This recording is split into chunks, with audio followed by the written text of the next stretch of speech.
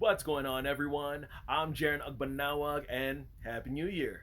This is my first video of the year, so bear with me. I am still catching up with movies from 2022, so I will have my top 10 out later on this month. Just be very patient. I got a bunch of reviews for you guys, this one being of maybe five. I've outlined them, I just haven't had the chance or even the energy to shoot them. Get in front of the camera. I had family in town. It was my birthday recently, and it was really nice to catch up with a bunch of friends and family and really just relax for a change because I've been working like 3 weeks straight at my main job with only 2 days off in between all of that. I've been trying to keep up and keep consistent with my side business and all of the above. But you know what? It's off to a new year. Finally, gonna make some time for it. I might even rearrange the background. We might be seeing that later on in some later videos, but you don't have to worry about that too much. But that's not why you guys clicked on this video. We are here to talk about Babylon, the one movie I swear critics are wrong about this movie because this was one of the best movies of 2022. So, yeah, let's dive right into it. This is a tale of outsized ambition, outrageous excess, as we follow the rise and fall of multiple characters during the era of unbridled decadence and depravity in early Hollywood. This is from the mastermind, the director, writer, Damien Chazelle, who has done Whiplash and La La Land, and it stars Brad Pitt, Margot Robbie, Diego Calva, Gene Smart, Jovan Adepo, and Lee Jun Lee. They took some of the best elements of The Artist, Once Upon a Time in Hollywood, and even Moulin Rouge, threw it in a sizzling pot of everything that I loved about La La Land, seasoned it with the cracked out influence and energy of Stanley Kubrick, Baz Luhrmann, and Martin Scorsese, and served beautifully by the one and only Damien Chazelle. That's like the big way to explain this movie. I mean, wow. This was a wild cinematic ride. This was absolutely one of the most exhilarating and epic experiences of going to the movies. Like, I went into this movie knowing so little.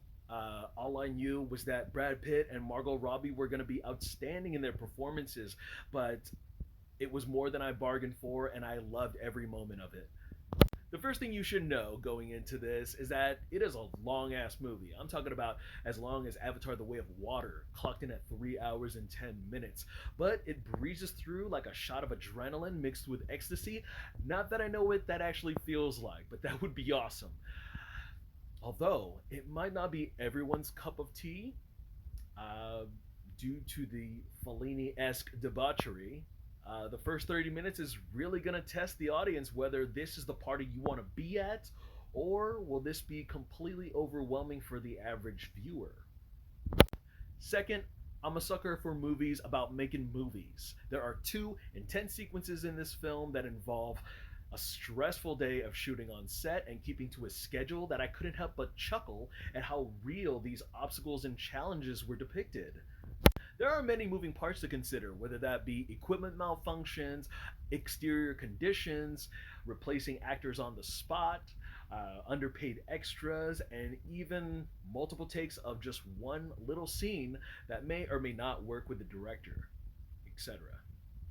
I even admired the transition into the mid 20s where sound was being introduced into movies. It really tested the acting skills, the immortality, and the stardom of Pitt and Robbie's characters, really unraveling their layers in front of the public's eye. And from the costume design to set pieces to the next big party, change was a big variable that really showcased a lot of the glamour and grit of Hollywood. Justin Hurwitz, who has been the composer, the conductor, and orchestrator for a lot of Chazelle's projects, has birthed another iconic and foot tapping theme for the production's backdrop. A lot of my favorite tracks, which were also played throughout the film, are called Call Me Manny and Voodoo Mama. Even the scenes where Jovan Adepo is just dishing out on the trumpet, Hurwitz's music is intoxicatingly put on display. Congratulations, Mr. Hurwitz. You have definitely deserved your 2023 Golden Globe win. If I had to get into any minor gripes about the movie, it would have to be the script, and that's because Jovan Adepo, Lee Jun Lee, and Tobey Maguire's characters were just very interesting to the point where they were very underutilized. And that's not necessarily their fault or the writer's fault. It's just that they were presented with such charm and style that by the end of the movie, there's just so much more to be desired. Since we're talking about some of the actors, Brad Pitt is on a home running streak of a lot of his roles and a lot of the blockbuster hits that he's been involved with in the last year. A lot of his performance, his flair, really stems off Leonardo DiCaprio's Gatsby and Jordan Belfort.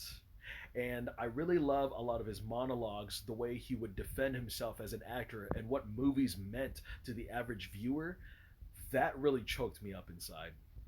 I swear, if Margot Robbie does not get recognized for a Globe, well, that's already too late. If she doesn't win an Oscar, I will riot. Because from start to finish, she just explodes in this movie with such passion, ambition, brash, and obscenity that it's almost a reminiscence of her character from The Wolf of Wall Street meets Harley Quinn. I even love that they put her, or she shares a lot of scenes with Samara Weaving, because like in a lot of smaller projects, even the horror movies, Samara Weaving is commonly mistaken for Margot Robbie. And the fact that these two kind of played each other's like understudy or like co-star and everything, and they would just duke it out because they want the spotlight, I just thought it was ironic and it was fucking hilarious. And even that scene where Robbie fights the fucking snake, that is not gonna leave my mind anytime soon. Holy shit, that was a scene.